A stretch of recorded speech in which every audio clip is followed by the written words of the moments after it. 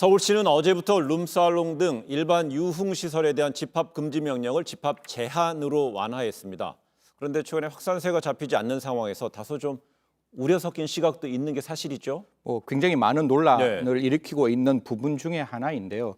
사실 이제 집합 금지라는 것은 애당초 가지 못하게 만드는 것이고 집합 제한이라는 것은 7대 방역 수치를 거쳐서 이제 갈 수 있는 여러 가지 환경을 좀 만들어내는 것인데 서울시에서 제가 입에 담기도 좀 부담스러운 룸살롱이라는 어떤 말을 하면서 어떻게 이야기를 했는가 하면 활동도와 밀접도 측면에서 다른 클럽보다는 훨씬 더 낫다라는 이야기를 했습니다. 그런데 모르겠습니다. 제가 알고 있는, 제가 경험하지는 못했지만 제가 알고 있는 바로는 분명히 룸살롱이라는 곳이 활동도가 낮고 특히 밀접도가 낮다라고는 절대로 볼 수 없는 장소임에도 불구하고 이 장소에서 밀접도가 낮기 때문에 다른 장소에 비해서 먼저 집합 금지를 집합 제한으로 푼다. 라는 일 때문에 여러 가지 갑론을박이 만들어지는 것고 또 뿐만 아니라 다른 그 클럽들과 비교해서 과연 형평성의 원칙에 따라서 그게 과연 타당할 것이냐. 사실 서울시에서는 이 유흥업소가 1개월 정도 집합 금지 때문에 그 생계가 굉장히 곤란하고 경제가 굉장히 어렵다는 것 때문에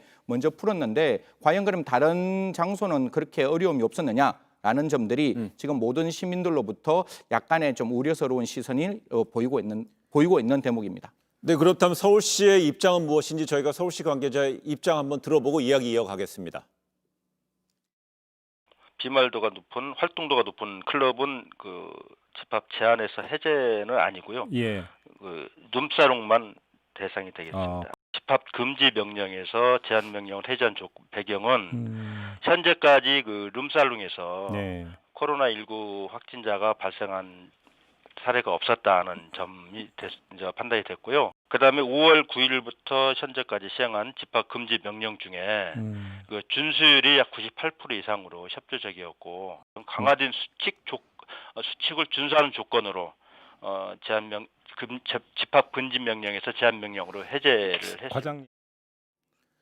룸살롱에서 확진자가 발생한 사례가 없었고 이 집합 금지 명령 준수율이 높다는 점을 이 조치의 완화의 배경으로 꼽았는데 그런데 집합 금지 명령을 완화한 첫날이죠. 어제 서울의 한 유흥주점에서 확진자가 발생했어요. 네, 그렇습니다. 서울시 입장은 어떠냐면 사실 이번 조치로 인해서 1개월 동안이나 이 업소들이 집합 금지가 되었기 때문에 업소의 생계를 고려하기 위해서 이런 식으로 좀 일부 금지에서 제한으로 좀 완화를 했다라는 입장입니다. 그런데 사실 어제 서초구 거주자 한 명이 양성이 나왔습니다. 그런데 이 사람의 근무지를 조사를 해보니 강남의 한 유흥업소, 그중에서 이제 노래를 하는 유흥주점이었다라는 것이죠.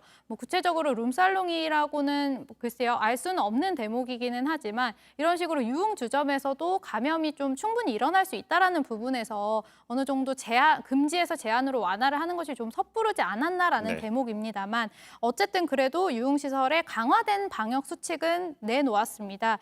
면적 4제곱미터당 한 명으로 이용 인원을 제한하고 그리고 마스크를 착용을 하고 또 출입 명부를 QR코드로 인증을 한다라고 하는데 사실 이런 주점에 들어가서 마스크를 계속 착용한 채 있는 것은 굉장히 어려운 것이거든요. 그렇기 때문에 지금 서울시에서 내놓은 이러한 입장이 좀 합리적인 것에 대해서는 많은 사람들의 의심이 있는 상황입니다.